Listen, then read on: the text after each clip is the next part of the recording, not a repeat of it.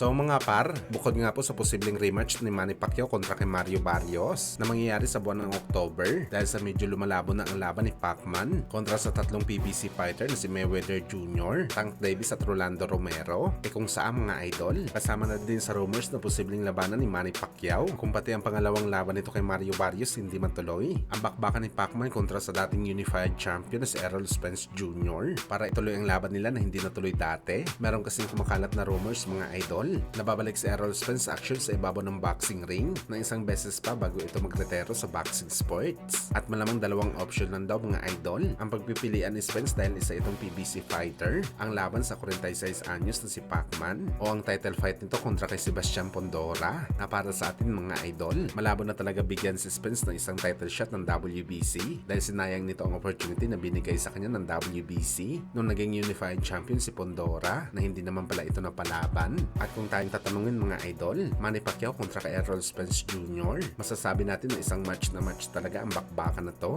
Parehong may disadvantage ang dalawang fighter mga idol.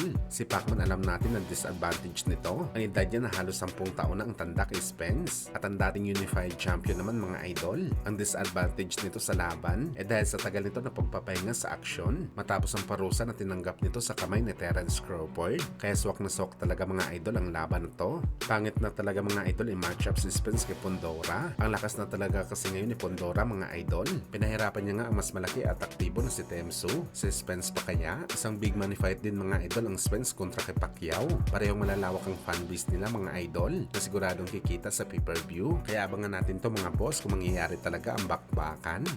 Samantala speaking sa pagbabalik ni Manny Pacquiao mga idol, nagpasilip kaagad mga boss si Pacman ng kanyang malupit na ensayo 8 araw bago matapos ang naging laban nito kontra kay Mario Barrios. Kung saan mga idol, mas lalong gumaan ang katawan ni Pacman at mas lalong bumilis pa ito mga boss. Kaya asahan talaga natin mga idol, kung malupit na Pacquiao nakita natin sa laban nito kay Barrios, mas malupit pa ito sa kanyang next fight dahil nakapagpag na ito ng kalawang sa bakbakan.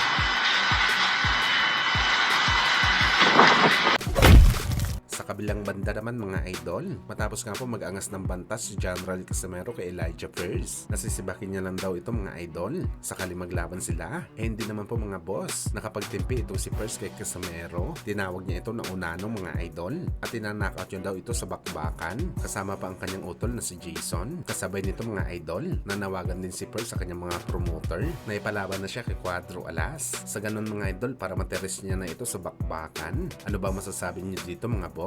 Kaya ba tirisin ni First ang angas ng Pinas?